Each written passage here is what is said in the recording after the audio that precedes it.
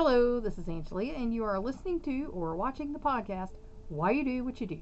The podcast talks about human development and psychology to try and help you figure out maybe a little bit more about why you do what you do.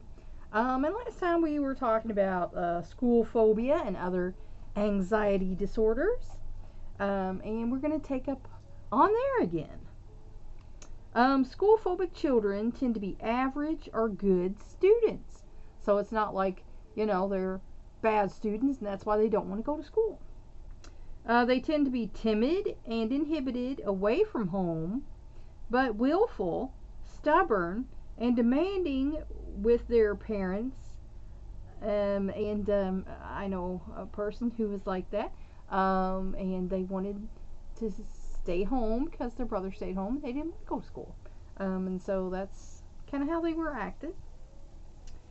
The most important element is in treatment is an early, gradual return to school. So you just got to get the kid to go back to school. They're not going to be a fan, but it's probably the best thing for them if that's where you want them. Usually children go back without too much trouble once treatment is begun, because everybody needs to process and talk about things. And if you get your child doing that, it's easier for them to figure out, hey, this is just a fact of my life I'm going to have to deal with. School phobias also may be a form of social phobia. And I know that two of my sons and my husband have social phobias. They're not super fans of going out and, interacting with other people. Extreme fear and or avoidance of social situations. Social phobic children may be so afraid of embarrassment that they break into blushes, sweats, or palpitations when asked to speak in class or when meeting an acquaintance on the street. And I'm sure we've all known a kid or two like this. And it's harder for them to, be in school and deal with other people.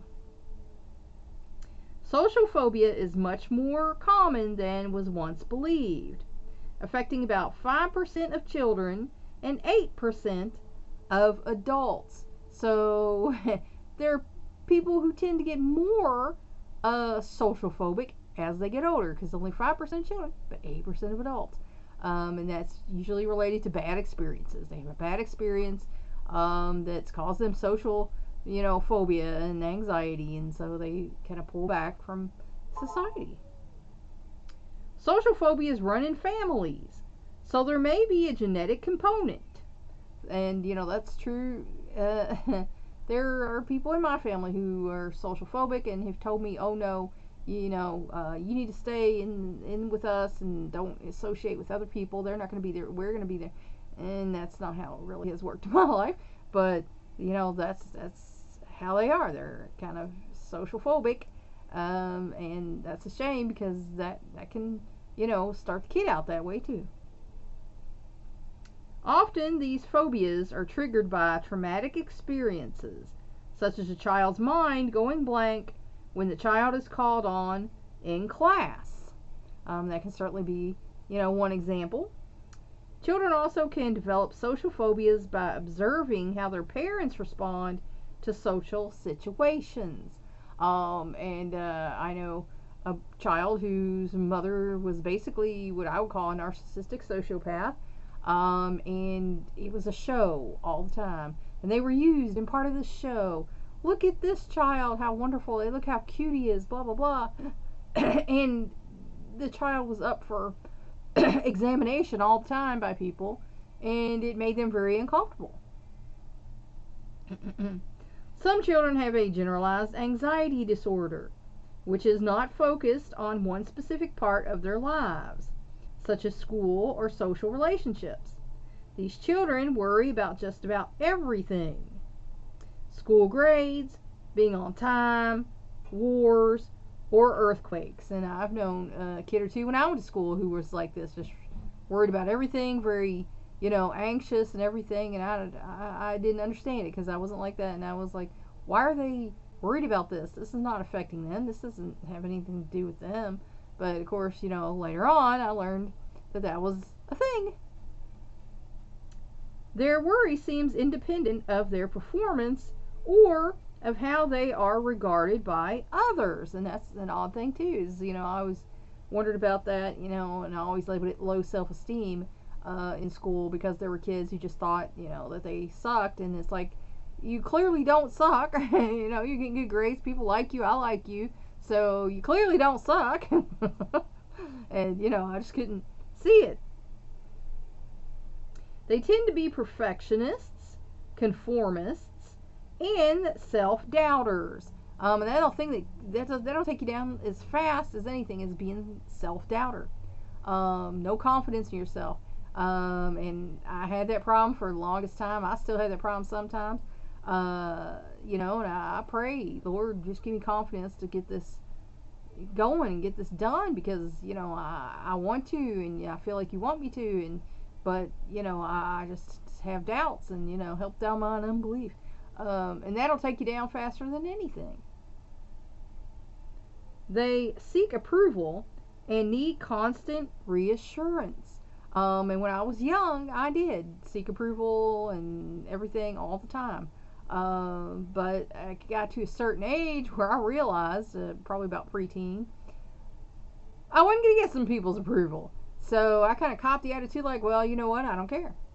I'm going to do what I'm going to do, and I'm going to do what I want to do. And if you don't like it, you don't approve of me anyway. You don't like me anyway, so who cares what you think? And that's a shame, but that was my reality at the time. Far less common is obsessive-compulsive disorder. Sufferers are obsessed by repetitive, intrusive thoughts, images, or impulses, and often show compulsive behaviors such as constant hand washing in an attempt to get rid of those obsessions. And there are people like that. They do obsessive compulsive. Someone in my family told me that when they were younger, they had to touch a thing 3 times when they went past it, or something bad was going to happen. So in their mind, that was a coping mechanism.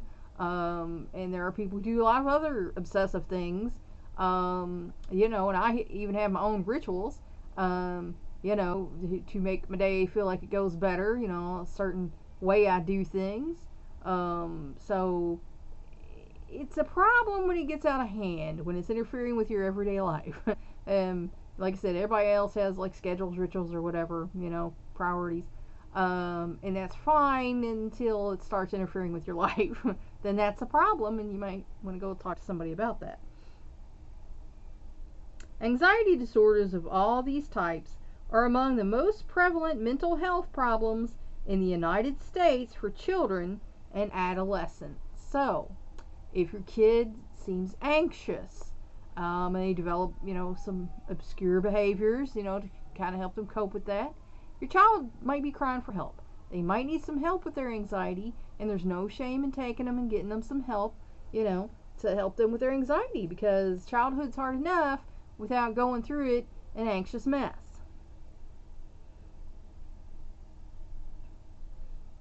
It has increased greatly. The average U.S. child in the 1980s reported more anxiety than did children under psychiatric care in the 1950s. So think about that.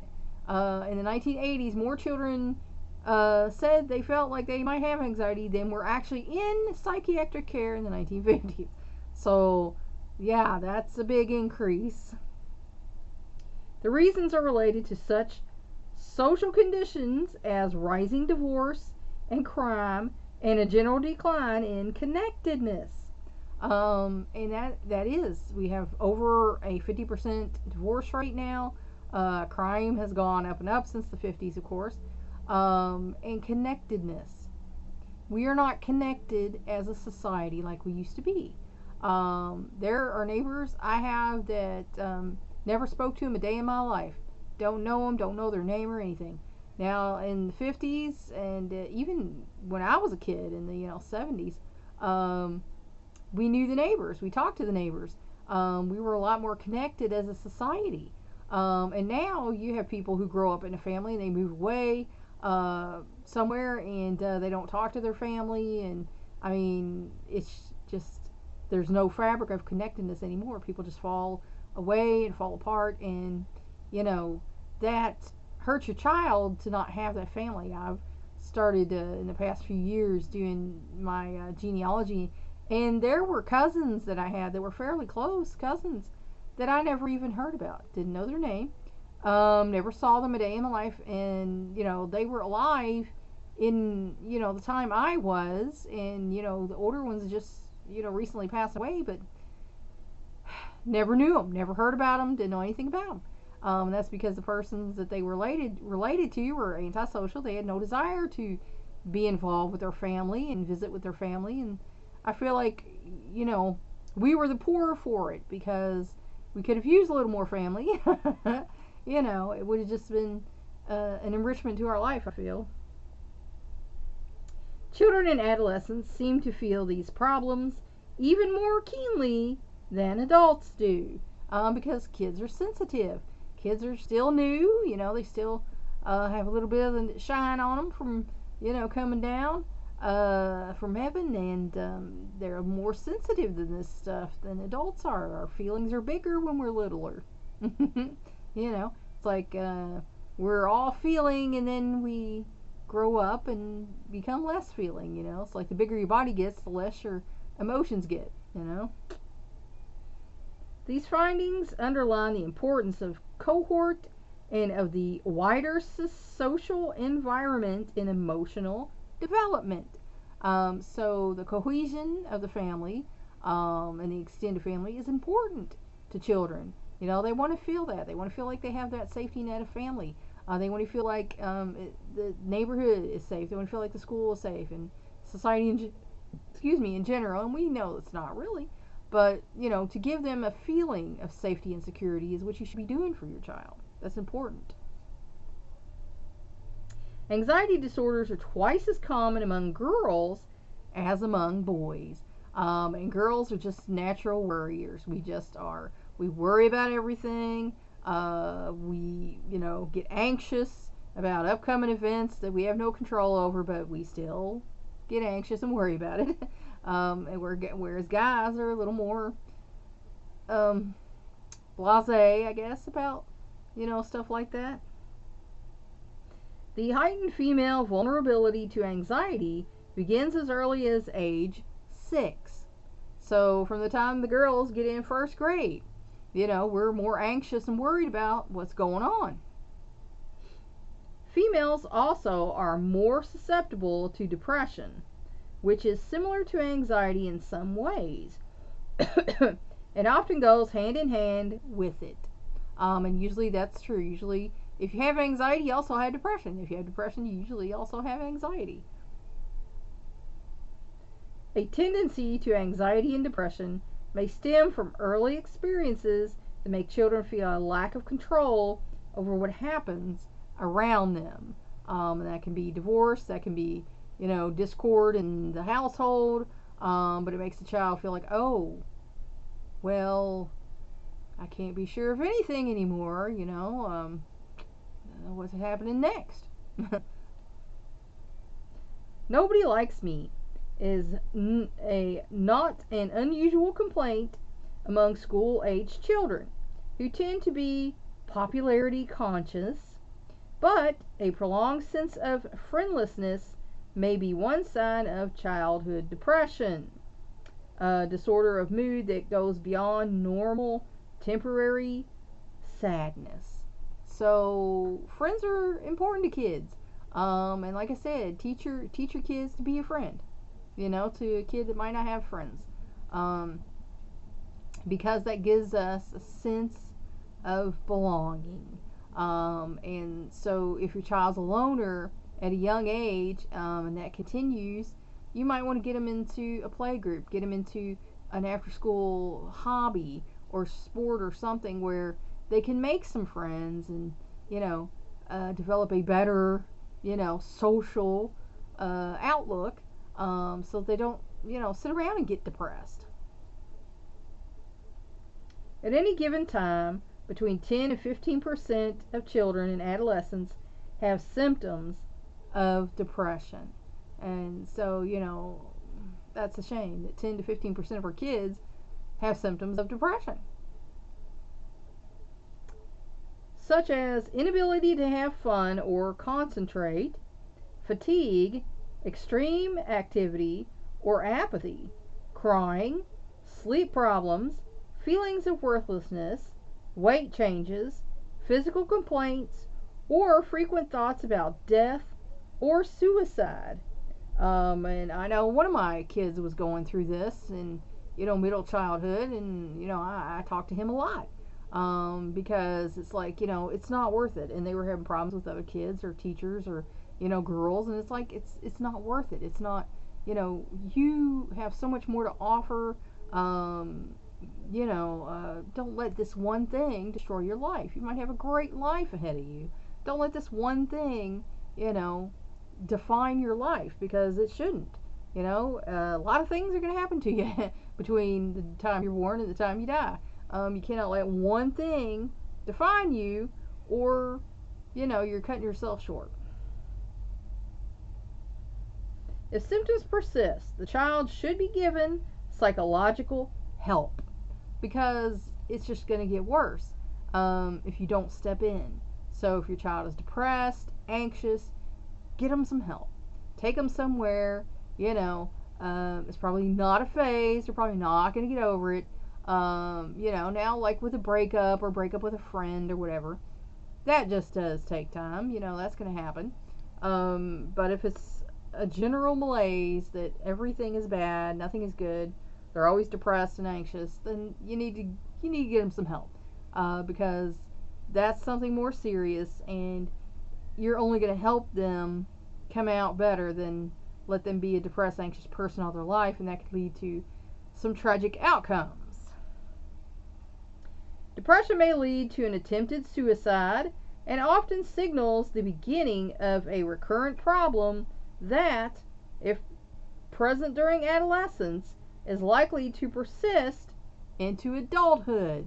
So like I said, it's probably not a phase if it's a constant, depression and anxiety problem, and it's going to carry over into their adulthood.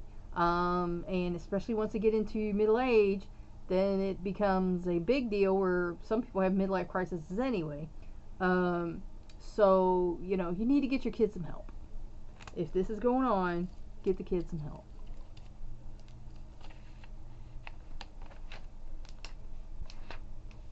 The exact cause of childhood depression are not known. So it could be many things. In adults, there can be a chemical imbalance in the brain, but because the children aren't mature enough yet, it's not really sure if it could be that or it's situational depression. My mother used to tell me all the time, I have situational depression. I'm not happy with the situation I'm in. And, that could be, or, I've often wondered if she didn't have bipolar, because she'd go from one extreme to another. Like when we were little kids, she would go back and forth between being overprotective and neglectful. One day, no, you couldn't do this, no, you couldn't go out, no. Then the next day, like, yeah, go out, come back when the street lights are on and come back. So, that's not consistency. So, you wonder. Twin studies have found the heritability of childhood depression to be only modest, though 20 to 50% of depressed children and adolescents have a family history of it. So, if you know you have a family history of depression or anxiety, and your child starts to exhibit these symptoms, you should probably step in and get them some help so that this does not become a lifelong pattern in this person's life. Depressed children tend to come from families with high levels of parental depression, anxiety, substance abuse, or antisocial behavior. And the atmosphere in such families may increase children's risk of depression. And I know one of my children, when my husband and I were getting a divorce and there was a lot of fighting and things going on, he developed some depression, and he was sad a lot of the time. And I talked to his teacher and his school counselor, and they kind of kept up with him, checked in on him, kind of, gave him a little encouragement that life was going to get better. And it did. And he's a fairly well-adjusted person now, so, that's good. Early interactions with caregivers may lay the groundwork for childhood depression. And like I said, children learn what they live. And if a child is not treated well, they're going to notice that, and it's going to have some mental and emotional, outcomes for the child. Children as young, excuse me here. I'm not sure, that could be a piece of my tooth. Ha! As 5 or 6 can accurately report depressed moods and feelings that forecast later trouble, from academic problems to major depression and ideas of suicide. So, kids as young as 5 or 6, if they're experiencing these symptoms, that can lead to these major problems in their life, get them some help. Get them some help, step in and say, this isn't normal for a kid. A kid should not be depressed and anxious all the time. And the old, that's just the way they are. No, they shouldn't be that way. A kid is supposed to be a kid. They're supposed to be happy, learning, having a nice childhood. Some people are more prone to depression and anxiety than others, but a child should not be depressed and anxious all the time. And if your child is, then you need to step in and get them some help. Depression often emerges when children move from elementary school to middle school. It may be related to stiffer academic pressures. And I know one of mine had a major transitional problem going from elementary school to middle school. It was a whole different deal, moving around classes, meaner teachers, as he said. And I did have to have talk with one of the teachers who was, kind of putting hands on, and it's like, you're not going to get anywhere that way because he has Asperger's. You put the hands on him, he shuts down. So, you got to advocate for your child too. The transition to middle school seems especially stressful and depression producing in young people who do not have strong self-efficacy beliefs and who have had little personal investment in academic success. So, the better student might be a little more able to overcome that. But the person who's not got a lot of self-confidence, a lot of self-esteem, the anxiety and depression can kick in and, start heading them down a bad path. Treatment techniques. Psychological treatment for emotional disturbances can take several forms. In individual psychotherapy, a therapist sees a child one-on-one to help the child gain insights into his or her personality and relationships and to interpret feelings and behavior. So, the therapist sits down with the kid, and they basically talk. And the child, gains insights. The therapist doesn't tell you how you should be or whatever. They give you insights. They let you explore yourself. And that way you discover more about yourself. So you learn more about your personality and your relationships and maybe why they were how they were. And the child can then interpret their feelings and behavior based on the information that they get. So it's like I said, we're not born knowing everything. We certainly, don't know everything about God. We don't know everything about our own minds. We don't know everything about our own emotions and our bodies. So, of course it makes sense if your child is having a problem with their mind, take them to someone who can help them with that. If they cut their knee, you take them to the doctor. If you thought they were possessed, you might take them to a priest. But if they're having mental and emotional problems, take them to a counselor or a psychologist.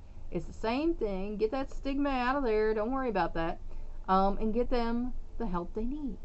Because that's your job as a parent or, a teacher if you notice there's a child with a problem.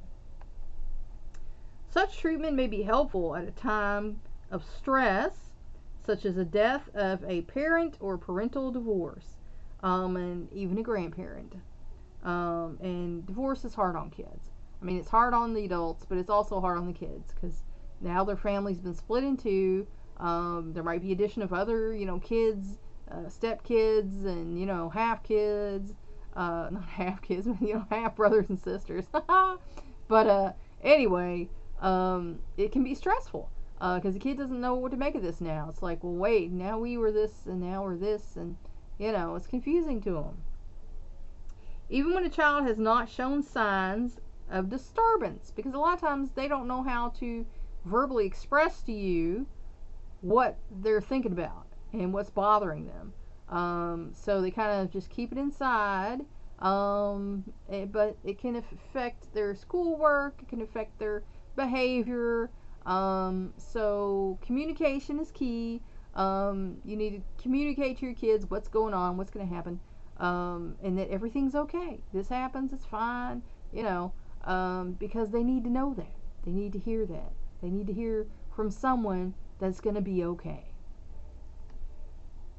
Child, let's see, where did that go? We just kind of dropped a word there and put an int on there, and yeah, it doesn't make sense. Okay, well, let's go skip that.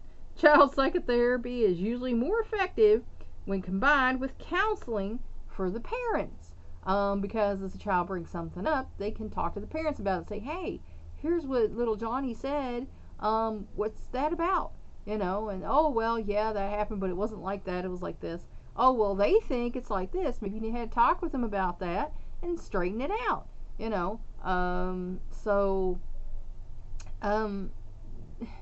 if your kid's having trouble, you should want to do what's best for them anyway. You might not feel like you need to go to counseling, but if it's going to help your child, why not? They can give you insights into how to help your child. So, like I said, throw that stigma in the garbage can, and go and do what's best for your kid, because that's your job as a parent.